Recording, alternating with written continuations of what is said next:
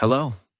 About half a century ago, specifically in 1968, the capital city of Tokyo witnessed one of the strangest robberies of all time. A young man with a brilliant method and a meticulous plan managed to steal 300 million Japanese yen in broad daylight from an armored car belonging to one of Japan's largest banks without using a weapon, causing any loss of life, or resorting to any form of violence. With a simple trick, he committed the largest cash robbery in Japanese history and escaped without leaving a single trace to identify him, turning his crime into one of the most mysterious and complex robberies in the history of Japan, and indeed, the entire world. No? Welcome, and today I'm going to tell you about the biggest bank heist in Japanese history. But before we begin, don't forget to subscribe and activate the bell to be notified of our new story every week. Our story begins on Friday, December 6th, 1968. On this day, the manager of the Nippon Trust Bank, located in the city of Kokubunji, went out to check his mailbox in front of his house, as he did every day. During that period, electricity bills, water bills, and regular mail were all sent via post. But on this particular day, among the papers, the man found a strange letter with no return address. When he opened the envelope and began to read, he was shocked to find it was a threatening letter from someone demanding 300 million Japanese yen, or else he would blow up his house, his family, and the bank where he worked with all its employees. When the bank manager read the letter, he became tense and worried by what he had read, but he decided not to take it too seriously, considering it a prank. He went to work and continued his day normally. But the next day, as he was opening his mailbox, he found another letter from the same person, containing the same message as the first, with the same details and the same amount of money, as if the sender was confirming that the threat was real and not just empty words. This time, the bank manager felt the tension and alarm. What if this was real? He decided to go to the nearest police station and report the problem, showing them the details of the letter. Since the writer of the letter was threatening to blow up the bank, which would cause significant loss of life, property, and money, the police took it very seriously. They devised a sting operation to catch the criminal. They asked the bank manager to go to the location mentioned in the letter at the specified time with a bag, as if he were complying with the demands. The police would accompany him with 50 officers distributed in different locations, ready to attack the criminal. Indeed, they all went to the location specified in the letter and waited until the time of the handover, but no one showed up. They waited for an hour, then another, but there was no sign of anyone. They were forced to return and cancel the plan, concluding that the letter was a childish prank, especially since threatening letters to bank managers and company owners in Tokyo were common during that period. The police concluded that this letter was no different from the one sent before, and everyone went home. Ginsade. The day passed peacefully, and nothing happened, just as the police had predicted. The manager felt relieved and went to sleep, ready to resume his work normally the next day. But the following day came, and the manager woke up to find the same exact letter had been sent to him again in his mailbox. This time, the manager asked the police to assign guards to his house and the bank in case the matter was serious and the criminal carried out his threat. Although at this stage he was terrified of what might happen, like all Japanese people, he revered his work. So he went to the bank as usual and worked as if it were a normal day. But when he arrived, he informed all the employees there about the letter so they would all be on alert. The day passed, and the day after that, until we reached Tuesday, December 10th, 1968. On this day, the bank had a cash delivery scheduled for the Toshiba factory located in the city of Fushu. It was a bonus from the factory to be distributed to all its workers. The amount that the Nippon Trust Bank was supposed to deliver to the Toshiba factory was 300 million Japanese yen. Since there were no electronic transactions at that time, the money, regardless of the amount, was placed in leather briefcases and transported by designated employees in the bank's own armored cars. On the appointed day, the bank prepared the required amount. 4 employees with 3 large briefcases left the bank building at 9:30 a.m., got into the armored car, and headed on their way to the Toshiba factory. While the employees were on their way, just about 200 meters from the factory headquarters, they noticed in their mirrors a motorcycle following them and signaling to them. A little later, it turned on a police siren to get their attention. As soon as they started to slow down, they saw a police officer wearing a helmet and the official uniform pull up beside them on the motorcycle. He signaled for them to pull over next to the wall of Fuchu Prison, which was just a few steps away. As soon as they got out, they began to ask the officer with concern about the reason he had stopped them. He replied, out of breath and with a look of terror on his face, that the person who had been threatening the bank manager had just blown up his house, causing many casualties and injuries. He said the bank, with all its employees, was also in danger, and there were suspicions that the criminal had planted explosives inside the bank building and in all the bank's vehicles, including the one they were driving right now. He asked them to search the car thoroughly in case they could find the explosives before they detonated. While they were searching, he went down to check underneath the car. Heists? A few seconds passed, and the employees were startled by thick smoke coming from under the car, and the officer shouting in terror, "Run! The car is going to explode!"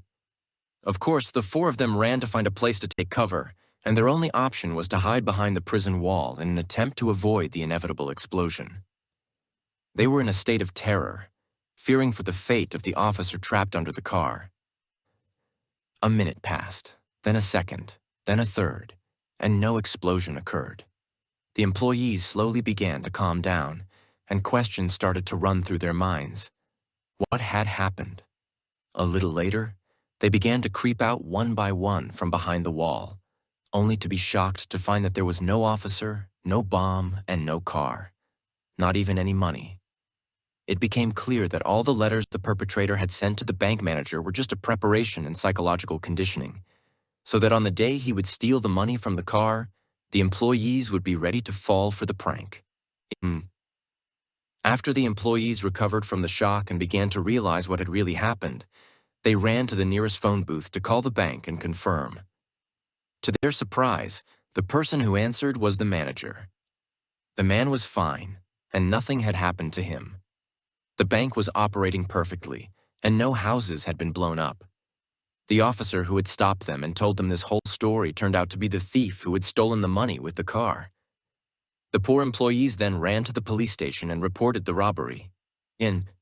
Since 300 million yen was a huge amount of money at the time. In fact, it was the largest amount ever stolen in Japan's history. And worse, it was stolen from one of the capital's biggest banks. As soon as the news reached the police, the city was in an uproar. Less than half an hour after the crime, the entire city of Tokyo went into a state of emergency. More than 10,000 officers from Tokyo and the surrounding cities were mobilized to search for the stolen car. Within minutes, roadblocks were set up on all main roads and side streets. Checkpoints were established at any location the criminal might be expected to pass through. All patrols began to search for the black sedan with the bank car's description. In less than an hour, a report came from a police officer that he had found a car matching the description of the stolen car. When the investigators and the bank manager arrived at the location, it turned out to be the actual stolen car. The perpetrator had taken all the money from it and parked it next to an abandoned cemetery, about 600 meters from the crime scene. But unfortunately, he had left no fingerprints to reveal his identity. All he left were fresh footprints next to the car. But what complicated the problem further was that there were tire tracks from another car next to his footprints. This meant that the criminal had transferred the money from the bank's car to another car of unknown make and color. Therefore, the police issued new instructions to search any car passing through the area where the crime occurred, regardless of its make or color. But since this incident was in 1968, these orders took some time to reach all the officers and checkpoints, because at that time, not all police officers had radios to communicate remotely. So, the orders took about 60 to 90 minutes to reach everyone. This was enough time for the thief to slip away and escape with the money. Although the police had blocked all the roads and continued the search for several hours, the massive traffic problems caused by the road closures disrupted many people's lives and created chaos. For this reason, the police were forced to end the search between noon and afternoon. And, despite the challenges and obstacles the police faced in searching for the perpetrator, they had hoped that they could find him because the crime scene contained a lot of evidence. But to their surprise, when the investigators examined the crime scene in detail, it turned out that it contained 120 different pieces of evidence. The most important of which was the motorcycle the perpetrator was riding, which he had left behind to escape in the car. It turned out after investigations that it wasn't a police motorcycle at all and did not belong to the police. It was a model that resembled the Japanese police motorcycles, but the perpetrator had painted it all white and attached a siren to make it look like a police motorcycle. When the police took the motorcycle's description and began to search for its owner, they went back to the dealership and the licensing unit and discovered that the motorcycle had been stolen on November 20th, and its owner had no connection whatsoever to the crime that occurred on December 10th. This left the police with no choice but to examine the siren that was attached to the motorcycle, which also turned out to be stolen and spray-painted just like the motorcycle. All they found was a piece of newspaper stuck to the siren, no larger than 4 millimeters. It was clear that the perpetrator had used it as a mask while painting the siren and hadn't noticed that he didn't remove it. This was the only clue they could work with out of the 120 pieces of evidence at the scene, which the investigators unanimously agreed the perpetrator had left intentionally to mislead the investigations. The investigators took the piece of newspaper and began to see which newspaper it was from and which edition, to try to determine the area where that newspaper was distributed and thus identify the region where the perpetrator was when he was preparing for the crime. After some searching and reviewing, they were able to determine that this edition of the newspaper was only distributed in the West Tokyo area. But the problem was that they had no other leads to go on. All they knew was that the person who had sent the threatening letters to the bank manager had blood type B. This they knew from a DNA analysis of the saliva on the envelope's seal. But even that was not conclusive proof, because they weren't even sure that the person who sent the letters was the same person who stole the money. And even if they assumed they were the same person, they certainly weren't going to go and get all the people with blood type B living in West Tokyo. As for the rest of the evidence at the crime scene, it was useless. None of it was related to the other, and it didn't point to anything. A flashlight, a magnetic cube, a hat, and a few other things that the perpetrator had clearly left intentionally to lead them astray. After 4 full months of continuous searching throughout Tokyo, the police were able to find the car the criminal had used to escape with the money, a blue Toyota Corolla. In a strange twist of fate, they found the car parked in a garage belonging to a residential complex just a few kilometers from the crime scene. Meaning, all this time, the car was right under their noses and they hadn't seen it. If it weren't for the residents of the complex reporting that a covered car had been parked in the garage for a long time and no one knew who its owner was, they would have never found the car at all. What confirmed to the police that this was indeed the getaway car was that when they searched it, they found inside it the 3 briefcases that had contained the money. But of course, the cases were empty. Although this lead filled them with optimism that it would lead them to the criminal, when they examined the car and the cases, they found no fingerprints on either, not on the car's body itself, nor on the cases that held the money. When they traced the car's data, it turned out to be stolen. Of course, after what happened, the police interrogated the employees who were in the car and got some details from them about the perpetrator's physical description. They learned from them that he was a young man, 19 or 20 years old, with a well-proportioned body, neither thin nor fat, and his height ranged from 165 to 175 centimeters. They tried as much as they could to remember his facial features, but unfortunately he was wearing a police helmet. Nevertheless, the police took the general description, created a composite sketch, and distributed it in every corner of Tokyo. They offered large financial rewards for anyone who could lead them to the real culprit. In a short period, they were able to gather a huge number of suspects, reaching 110,000 people. But that huge number was eventually narrowed down to just one person. One individual to whom all fingers were pointing. A 19-year-old teenager named Sato Yoshiro. What made the police suspect him in particular was that, first, he was a member of a large motorcycle gang in Japan and had experience riding motorcycles. Second, he had been previously accused in more than one case, whether for stealing cars or motorcycles. Third, all the cases were in the vicinity of the area where the crime occurred. And fourth, when they asked him where he was and what he was doing at the time of the crime, he had no alibi to offer the police. On top of all that, His father was a police officer, which may have helped him have a good knowledge of what police motorcycles looked like and how to imitate one. He might also have taken his father's uniform and disguised himself in it while committing the crime without anyone suspecting him. What made the police suspect him even more was that he resembled the composite sketch. But despite all of this, there was not a single piece of confirmed evidence to prove the charges against him. It was all speculation, nothing more, especially since there was no change in his standard of living over the recent months.